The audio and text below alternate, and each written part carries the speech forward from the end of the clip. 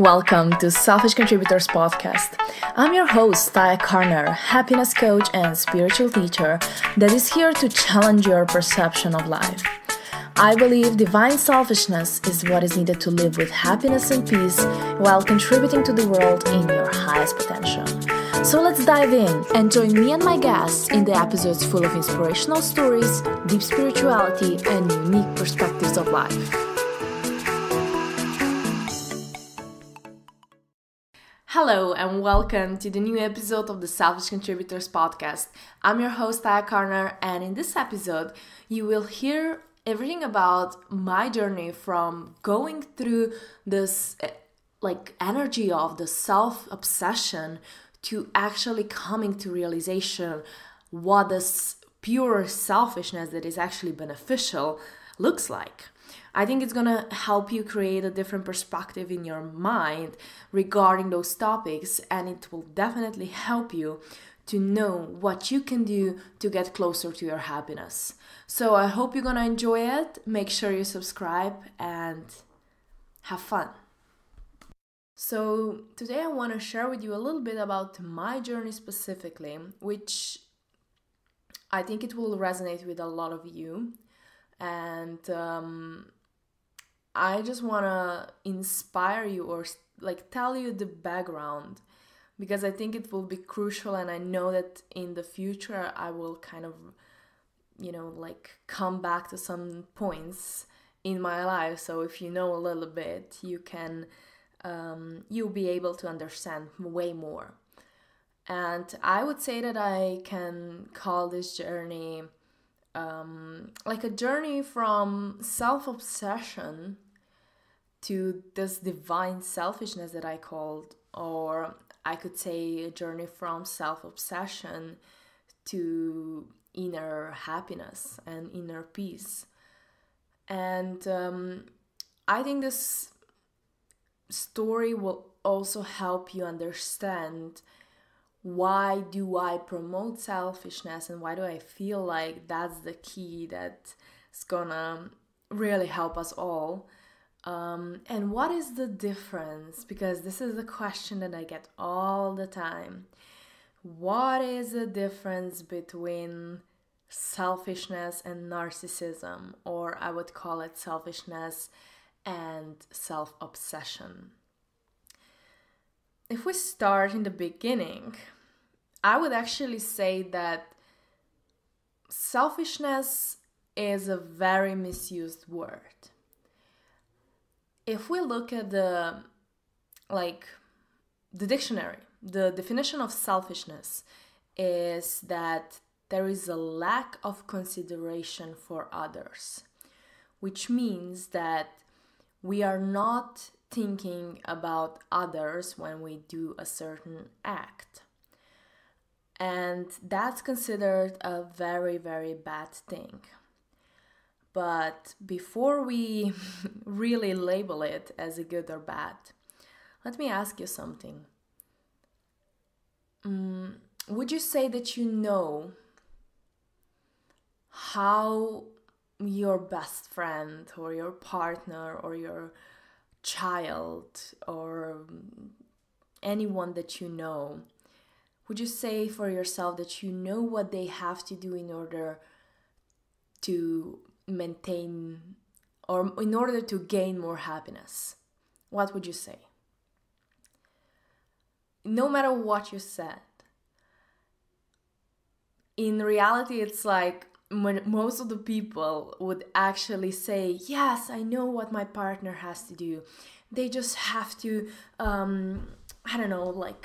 go out of the comfort zone and just do something new for themselves, and that will really make them happy. Or we know, for example, parents, they often think they know for their children what should they do in life in order to be happy. For example, parents that are coming from, let's say, a very educational background, and let's say that there is a tradition of lawyers and doctors in the family, they would definitely say that they know that their kids has to be lawyers and has to be like doctors, and that's what's gonna make them happy. But in reality, if they get a kid that it's super good in sport and that's what really is his passion, I mean, parents can be very, I would say, this is the real like self-obsession, because you think that you know it all. You think that you are the God for all the people, and that you are the one that judges what other people need to do. And I feel like that's kind of like manipulation that we use with other people, that we try to make them behave the way we want them to behave in order for us to feel better. So if you just like think about it, that's what it's like, the real bad selfishness that we don't want to do. We don't want to make people do the stuff that they don't want to do just because we think that that's what they should do, or we want them to act a certain way so that we feel better about who they are, so that then this influences our life as well. I'm sure you know what I'm talking about. I'm sure you can look at your parents and be like, oh yeah, my parents really want me to do this, but I just don't want to do it. Or maybe you even like never had the courage to say no, and you were basically doing whatever your parents said that you need to do. And maybe you never ask yourself, is that really what I want to do? Is that really like something that I came up with and I'm enjoying it? Or is it actually a product of my parents' dreams or the society or whatever is around you? So I think this is a very good question to ask yourself. Where is your wish coming from? And I realized for myself, and there is like so many people around me that prove me that you only, and I mean really like only, have the ability to guess what you want.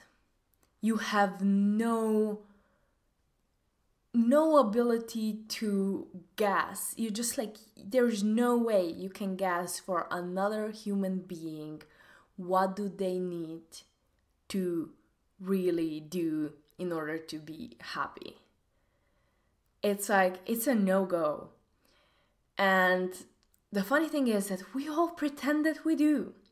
We pretend that we know it better than they do. We pretend that we know how they should make themselves happy. And we are so smart when it comes to other people. You should do this. You should go out of comfort zone. Try something new. Go travel more. You should, like, I don't know, change your job. But when someone else says something like this to us, we are like, mind your own business. Like, I won't take your advice. Who are you to tell me this?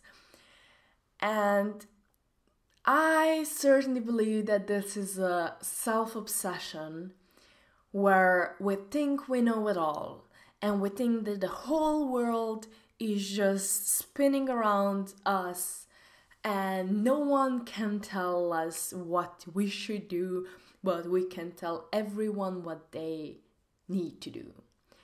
And the funny thing is that I kind of find myself in that story.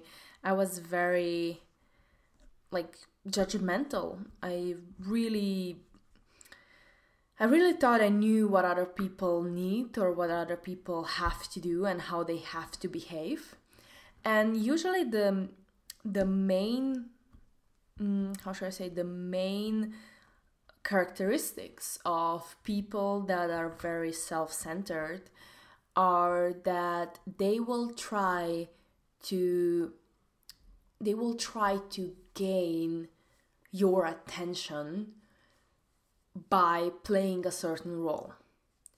There are people that play the role of Mr. Know-it-all, and they are just, that was me, like they are just really kind of like, yeah, you should just do this, it's simple, but they don't really accept anything that you said to them.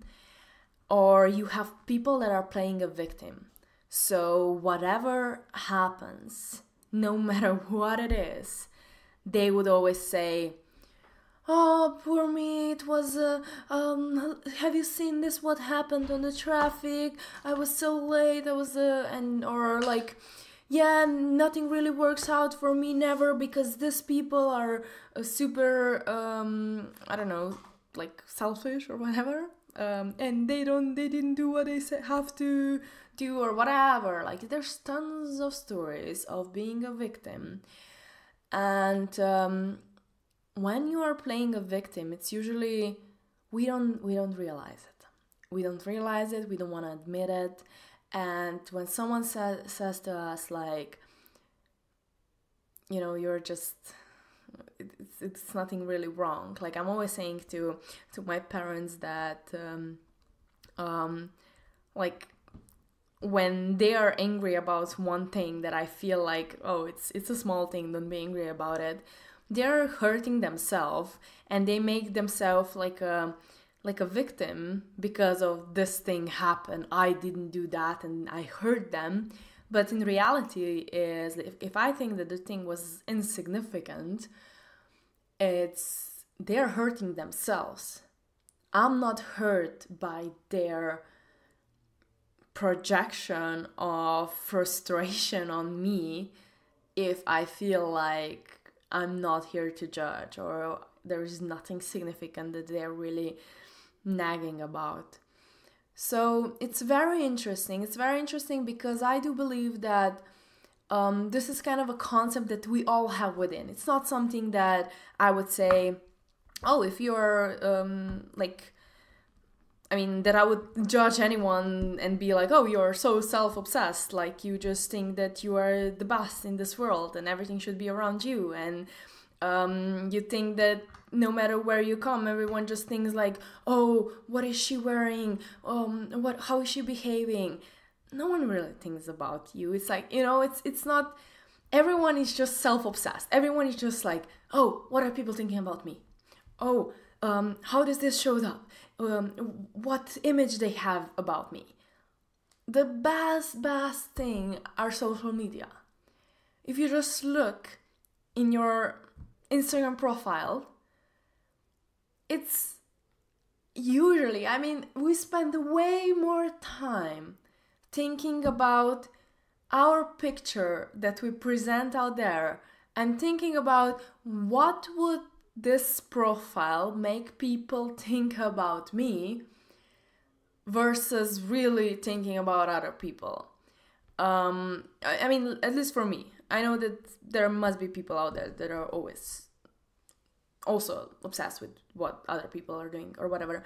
But it's usually it's like we have this idea of me. It's like, I should be like this. People should see me like this. People should do this. People should like me. They should appreciate me. They should always encourage me. They should only think good stuff about me. They should think that I'm smart and kind and generous and that I'm always helping and all those stuff. And if you found yourself in this story, you are like 99% of people in this planet, so welcome.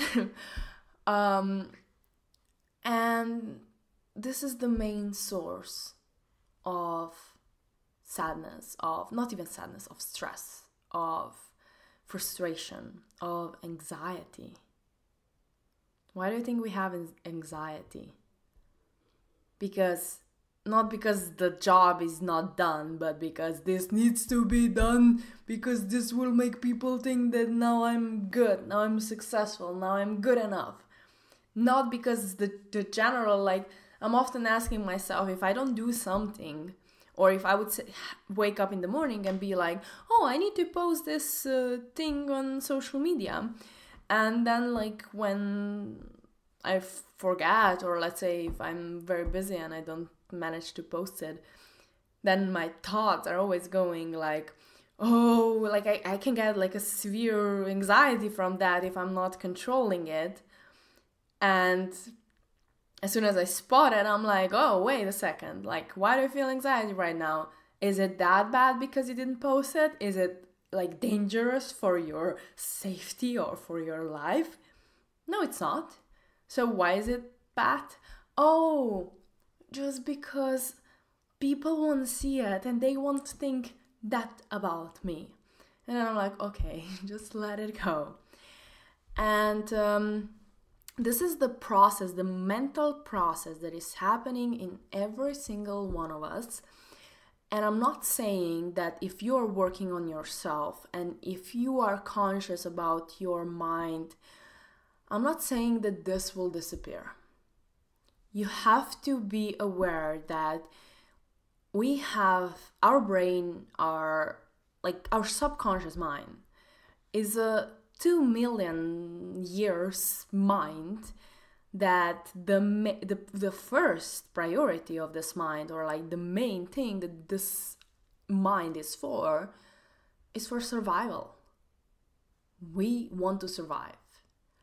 And because we live surrounded with people, and because in the past people really used to kill each other, and it was really bad if people didn't like you, well, we still fight for survival by getting the approval from others, by getting the appreciation, by getting their likes or followings or anything like this, because we feel that if we are safe, because that will just bring us safetiness, kind of like if we are having approval and this, how should I say,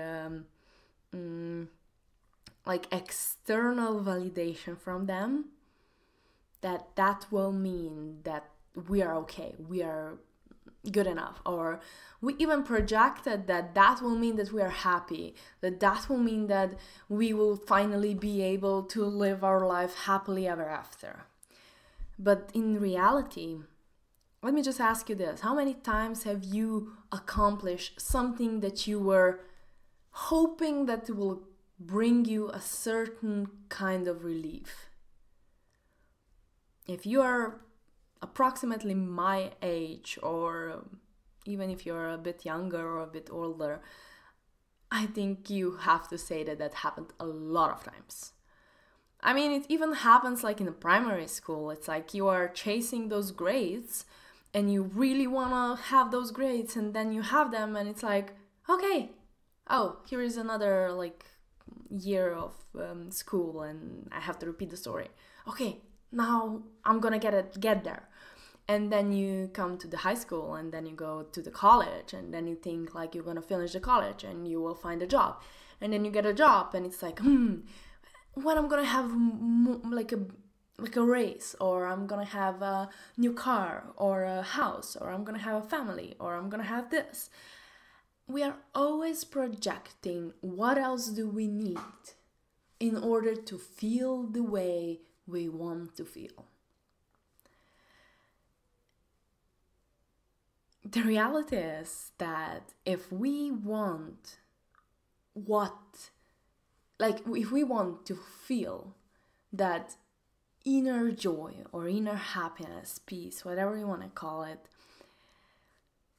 we're not gonna find it outside of us. We already said this, we already heard this, it's obvious, but it's not so simple. I mean, maybe it's simple, but it's not so easy. And I do believe I think I just mainly started this whole selfishness promotion because I do want people to be happy. And I know how much courage it takes for you to go on your journey of happiness. For me, it was like, whoa. I still remember the first time that I embraced this journey. I was scared. it started. What should I say? Like, actually, I think it was 4.5 years ago. That's when it really started, like, my whole happiness seeking. Even though before, I would say that before I was mainly a victim, I was mainly blaming everyone. It was very hard for people to live around me, because I was just like always, I was always very positive on the outside. That's for sure. People that know me from primary school or high school, they will always say, like, yeah, she was always smiling, she was always happy, like always having everything figured out. That was my identity. I have everything figured out. That's still something I'm struggling often with. And that was my identity. Like, I'm a person that have everything figured out, and I'm always happy, I'm always smiling, I'm always making jokes, and that's always perfect.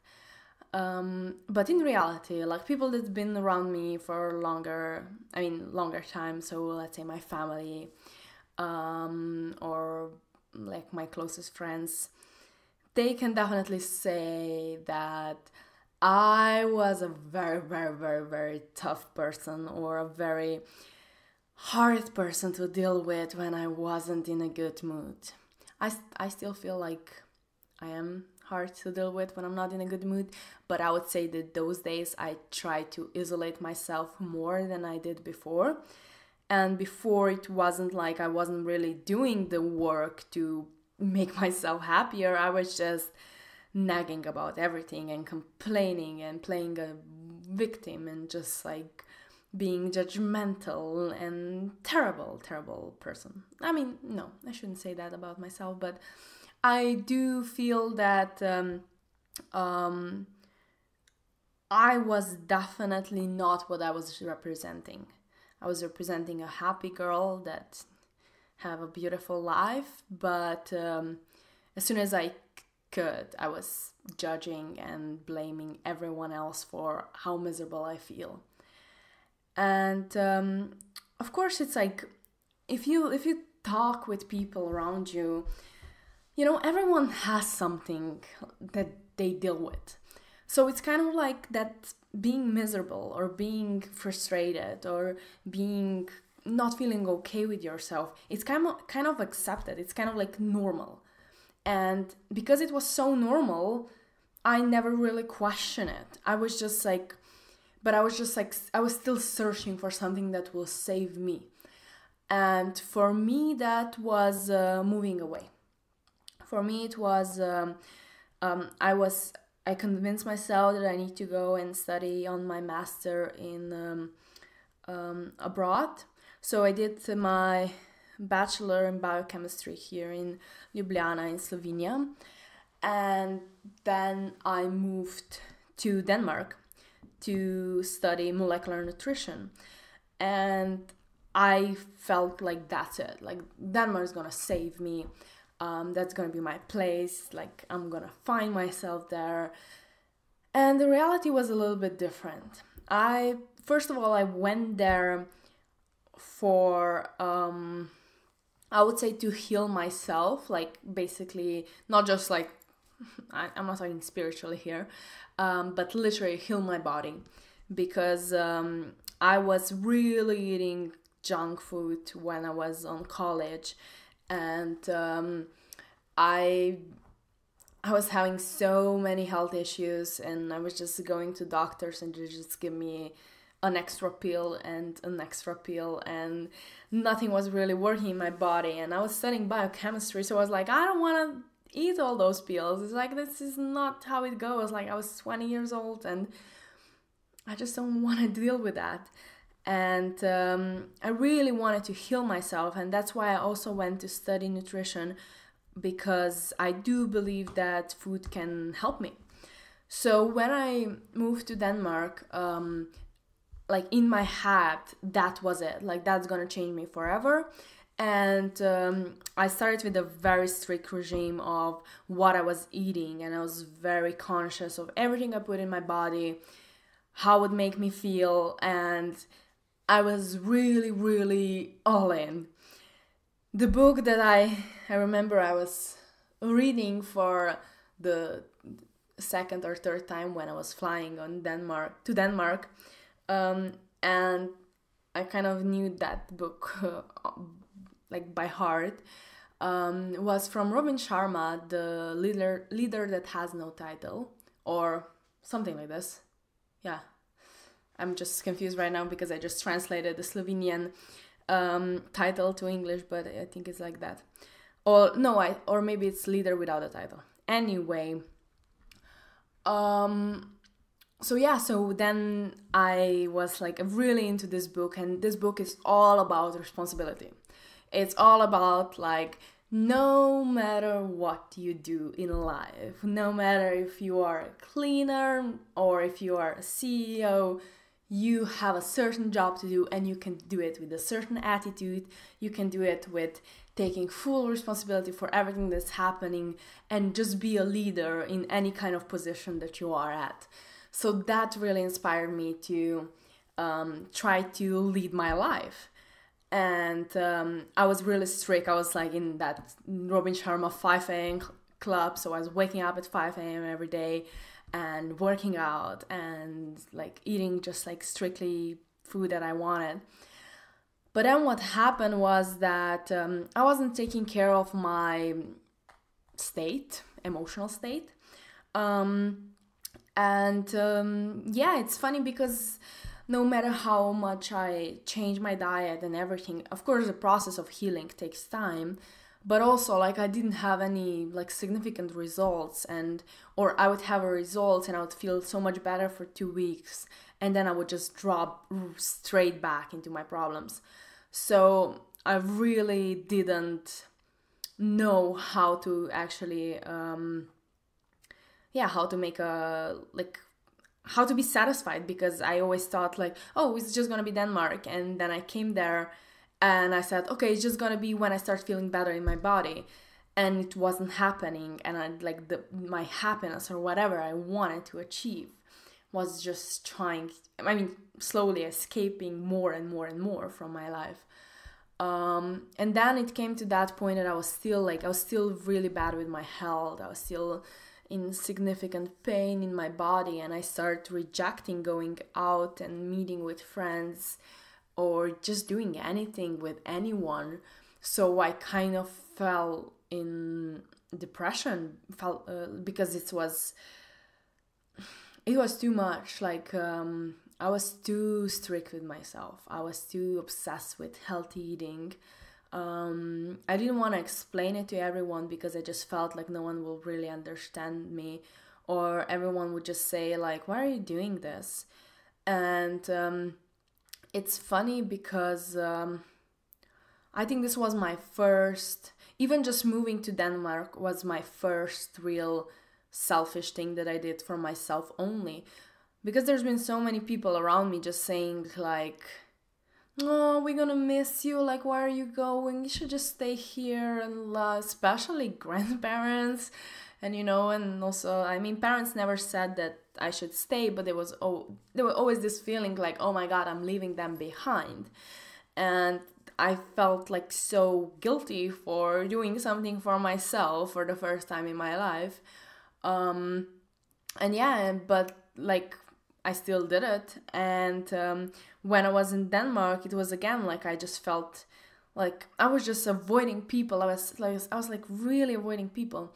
But in my head, like, I think that's exactly what I need. I needed a lot of solitude in Denmark, and I was just saying no to everyone. I was being super, super selfish. But that's the selfishness that I try to promote, because I know that I would never come to the stage where I am right now if I would just listen to everyone around me. Like I said in the beginning, no one around you can know for sure what is the thing that will make you happy. They can suggest stuff, they can come up with ideas, but it's up to you to really search within and be like, okay, what would I do if parents wouldn't have these expectations from me? Or if my partner wouldn't want me to do this or act this way or whatever. So when you start asking those questions and you are really getting the answers. Usually the problem that is behind is like, yeah, but if I do this, I'll definitely disappoint this and this person, or I will have to reject someone. And that's what usually makes a difference between someone that lives a miserable life full of, I would say, constant routine and everyday stuff that are boring, versus someone that found that inner peace and that lives a successful, happy life.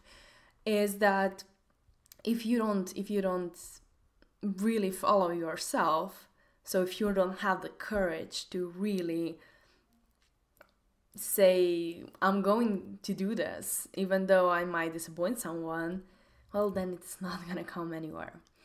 So let me just take some water. Thank you. I don't know if this is something that you do on the podcast, but I realize I cannot talk for 30 minutes without water. So that's where in Denmark it was very interesting. Like, I would kind of say that I was depressed. I was really dealing with my emotions, really being like stuck in one pattern that I just couldn't get out. But at the same time, I think it really helped me to just be by myself for so long. It was like 1 year altogether. And I was living by myself, and I was reading a lot of books and just exploring myself. But yeah, it wasn't really a spiritual exploration. It was more of like just trying to understand how the mind works, because I realized that something is really not on my side, and I had to break through. And what really happened afterwards that helped me the most, it's funny, I made myself believe that Denmark is not what I thought it is. And here comes the saying of, no matter where you go, you take yourself with you. So I went to Denmark full of expectations how my life is gonna change. And even though I think I learned a lot, I mean, it was definitely a necessary step for my journey, it definitely didn't get me what I wanted. So I asked my professor on Danish University to find me a place in the world where I can do the internship. So, and I was really like hoping that he's gonna say something far. And funny enough, he said that he has a friend in Canada, and that maybe he can help me and get the internship in Toronto. So funny enough that the person that he knew was actually a Croatian guy. So I'm from Slovenia, and that's like a neighbor country. So it was like, oh, we can even speak the same language. I mean, kind of. So it was very interesting. And the funniest thing is that I didn't really make a decision. He was just proposing it, and I was like, yeah, you can just write him and I'll just come. And the immediate response that he received within like few hours was like, yeah, she can definitely come, without any questions or anything. And I was just like, oh shit, that means that I'm going. And yeah, that was my first time going overseas. It was very scary again, and I kind of felt very guilty again, because I felt like I'm now going really far, and before that my people still had me kind of close, but this was like really like going really far away. But I just knew that I have to go. So when I went, and I was I came to Toronto, very optimistic, of course. And there was another book that really, I mean, I read a lot of books, but those are that are popping up right now. It was The Way of Peaceful Warrior from Dan Millman. And that book, I remember what I got from that book is that, like, just in general, how you have to control your mind, otherwise the mind will control you. So this book really helped me to just get this control over the mind, get the whole perception of like, hey, wait a second, like I am in control of this vehicle and in this body right here, so let me just figure it out how I can have peace of mind. And I remember I made myself like a clear intention that in those 6 months in Toronto, I'm gonna find the peace of mind. And not the peace, but peace of mind. That's something that I usually don't say it correctly, but I didn't lost a peace of mind, but it was a peace of mind. um, anyway, back to the story. So my whole journey in Toronto was very awesome. Like I was working in the lab in a research center of the hospital in downtown Toronto, and it was awesome. It was awesome. I was able to work X hours per day, depends on how I was feeling. It wasn't like a real job. It wasn't strict. So I really enjoyed it. I had a group of friends from Slovenia that we were just having so much fun together. And at the same time, I was really digging deep into myself. And I found a group. Actually, I met my friend MJ there on one of the what was it? One of the conventions. So I went to the convention. It was like TEDx, but it wasn't TEDx. So it was like 10 speakers of just each of them having like 15 minutes. And I remember that I met like still a good friend of mine, MJ, and she afterwards she told me that they were only selling the tickets for 2 people. There were no one ticket that you could buy. But because she went by herself, she called them if they can only sell like one individual ticket. She got that ticket. And because of her, there were also one individual ticket that they were selling. And it was I bought it afterwards. So it was very interesting how we met. We were just sitting next to each other. And we are still very good friends. We were actually talking just a few days back. And yeah, she introduced me. She was doing the whole Toronto Reel stuff, if you know the London Reel. And we started having like regular meetings where I just got into the whole industry of like surrounded with people that are working on their self and introducing me to energy stuff, introducing me to healing stuff, introducing me to those mysterious things that I had no clue about. And that was only like, it was like the end of 2015, so it's only 3 years back. And once I went through all this, and we've been gathering all the time, I just started having more and more realizations. And one of the things that really, really helped me was people that just started following me. They won't know this, but people that are following me for more than 4 years, you'll probably know that. My first time ever posting stuff on social media was when I was in Toronto, and I realized that I really need to do a significant change. And I realized that the main thing that is bothering me is this like idea of what other people think about me. And I realized that I have to break free.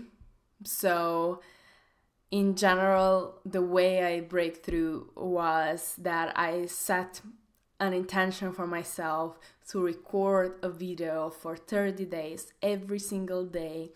And I didn't have the intention to publish it, but I said to myself in my head that I want to have those videos so that one day when I'm gonna be super successful and people gonna say, oh, you're so lucky, it's so simple for you, everything just happened for you, I'm gonna be able to show them those videos and they will see I'm not gonna use the word, but like on what stage I was at what was my mindset, what were my like how did my English sound, because it was terrible compared to how it sounds today, and also to see what I was dealing with every single day.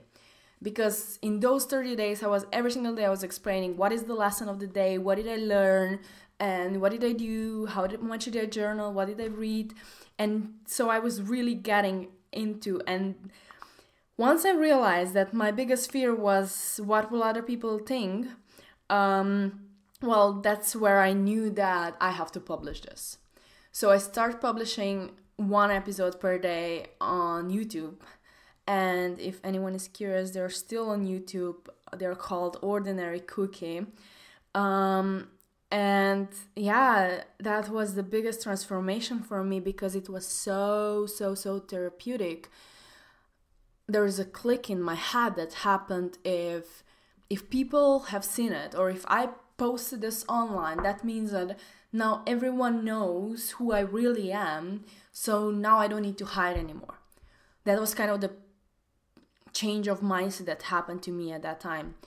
So afterwards, I was really like having such a bliss and really feeling so grateful for just having the courage to put those things out. There was a lot of negative comments coming as well, but I just felt so free because I share it. And this really helped me. And then afterwards, after a few months, I think, yeah, that happened like February 2016, I had my biggest rock bottom ever in my life, where it was like the point of enough is enough. And I do believe that point of enough is needed in every single person if they want to change something for good. No one around me could change me. No one from my family could help me. No one could really guess what do I need to be happy. I just needed my biggest crash in life, where I was like so miserable that I basically I think I faced the biggest fears, and I just said to myself, I'm willing to die if nothing changes. And I was like, it was such a big surrender, and just giving up on this, like trying and chasing and trying to be someone that people will like me, or trying to act a certain way or dress a certain way. And I was just like, F this shit, basically, because I couldn't handle it anymore. And I was in so much pain. And that's where I put my tattoo on my hand, which says, happiness is a choice. And from that point on, I committed to myself that I'm gonna try and do my best to choose it every single day. And I start really taking responsibility for everything, and I was taking responsibility for how I feel. And I said to myself, every time I was miserable, I was like, what do you focus on? Where is your mind right now? Oh, you're focusing on the past? Of course you're miserable. Or you're focusing on what can go wrong? Of course you're miserable. No, be here. Is there anything wrong here? No, just stay here. And I was like slowly, it wasn't so fast. I was slowly getting control over my mind and being able to choose my emotional state and choose when and where I face my emotions. It's not like, I wouldn't say it's I'm feeling happy all the time. And I wouldn't say that happiness is a choice. Like, I don't see this happiness as a, wow, I'm smiling, I'm super happy, and like, the most joyous person in the planet. I feel like this is more of like unconditional happiness. That is, for me, the definition of that is to allow yourself to feel fully and to be exactly who you are, and just embrace what do you feel, just embracing all the emotions. And I'm 100% sure that I'm gonna put out an episode about like feeling fully, because that's one of my favorite topics. And like, just to kind of introduce it, I do believe that that's one of the main things that we want in life. We don't want happiness only, we want to feel fully. And kind of I would say that actually the proof for that is if you go to like roller coaster, or if you go like to adrenaline park or anything like this, you want to feel that fear. Because you know that if you don't feel fear, if you convince yourself that no, it's easy, it's nothing's gonna happen, and you just calm your fear down, you don't feel euphoria afterwards, because there's no contrast.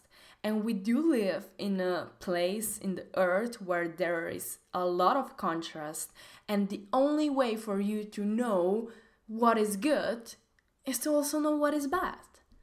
So we want to feel contrast. But in general, people are feeling stuck because they are stuck in the apathy. Like, they just don't feel. They just have no emotions, and everything is just like, it's okay. It's, yeah, it's a little boring, but it's okay. It's nothing new. Like, no. And once you're in that state, of course you're not happy.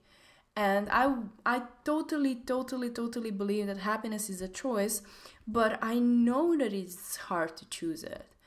It's very hard to choose it because it comes with sadness as well. It comes with pain as well. It comes with all the spectrum of emotions. And if you don't acknowledge all of them, then you cannot enjoy the real happiness. You cannot enjoy the real joy. So usually people run away from it because they don't want to face the pain. And after Toronto, like, my life was totally changed. Like, I'm gonna go in from this point on, story of my life in the next episode, or in any episode in the future. But I really wanted to just explain to you this journey from this self-obsession where everything was about me, in a way of like, I'm a victim, everything happened to me, so it's like people did this to me, this happened to me, poor me because I have this, poor me because I was born with this body that is not perfect and have this and this, or whatever. And this is just obsession of everyone needs to think that I'm perfect. Everyone needs to think that I'm always happy, or that I'm having everything figured out, or that I'm, I don't know, like, beautiful or anything. And if people don't think that way, something is hurting me. It only hurts your ego. It only hurts because we are self-obsessed. And instead of that, we should just sit down and think for ourselves, what would we do if we would say like, if I do this, like, I will disappoint people. So what would we do if it doesn't matter if you disappoint people? If it doesn't matter if you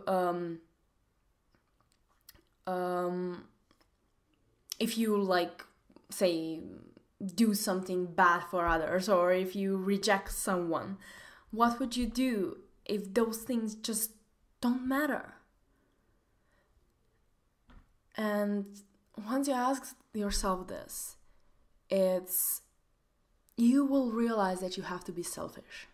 You will realize that you have to be selfish if you want to go towards your happiness. Because this happiness usually is on the other side of following your heart, which is often, usually, illogical. Doesn't make sense. And it's not what other people think. It's not what other people want you to do. And that's where pure happiness is. But the only way for you to get there is to allow yourself to embrace this divine selfishness, which I call it divine because I just don't really get it why it's called selfishness. Like, why is that bad thing? I do believe that selfishness means like lack of consideration for others.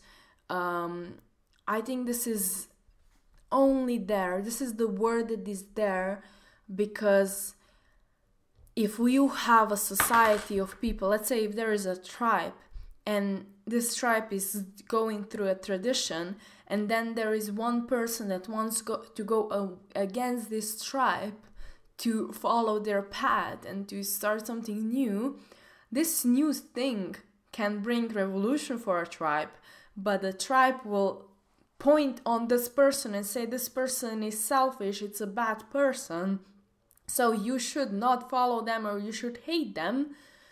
And that's what selfishness is mean. It's lack of consideration for others, but the only way for progress is to challenge the status quo.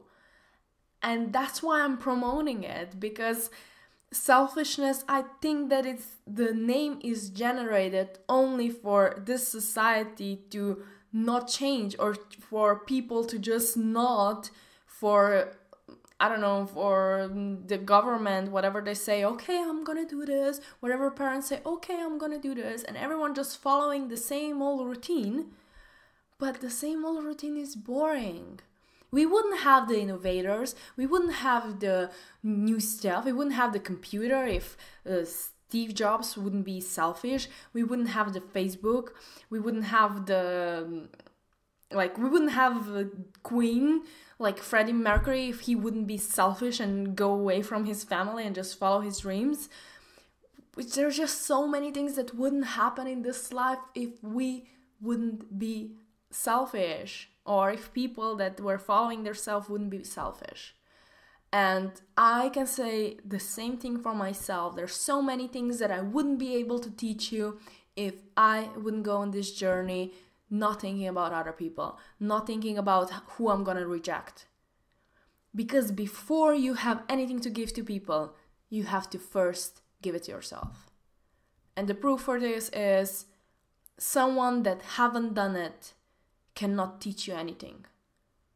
Let's say that our grandparents that haven't lived in this world, that are not used to traveling, they would always say to us, oh, be careful when you go to this airplane, because you never know, it's scary for them. But they cannot really they cannot tell us what we should do in this world to make ourselves happy, because they didn't need to do this, to make themselves happy during this period of this modern life. It's totally different. It's very hard.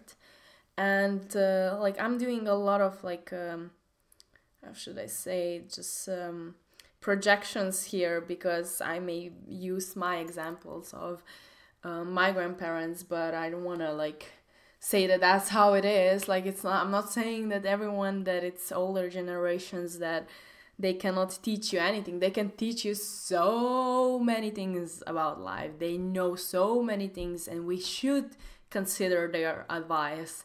However, there are certain stuff that they just don't have it. They don't know the social media. They don't know what's really happening here. So we cannot take every single advice, especially if it's come from scarcity. And that's where I have a seat for myself. It's I do listen what others say, but people that I admire, people that I respect, or people that are close to my heart, I will listen what they say, what they have to say, or they feel like they have to say to me. But I have I filter of what will I actually agree with, what will I actually take for myself. And this filter is for sure whether what advice that they are giving me is coming from scarcity. Because if it comes from scarcity, it means that they don't know, because they are afraid. It's scarcity. It's never a good stuff. It's always fear is just there to distract us. So I'm okay, I'm not gonna listen to this because it's coming from a scarcity.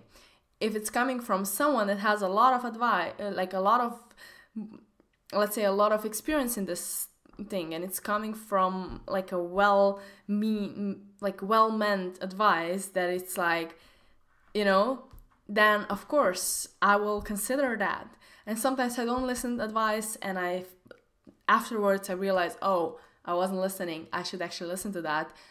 But in general, if I wouldn't go on that journey, if I wouldn't do the things that I wanted to do for myself, maybe I would never have the click of like, oh, they were right. So in general, that's how I see the whole concept of selfishness, and the difference between self-obsession and just purely following your heart and lacking the consideration for others, which I don't see as a bad thing.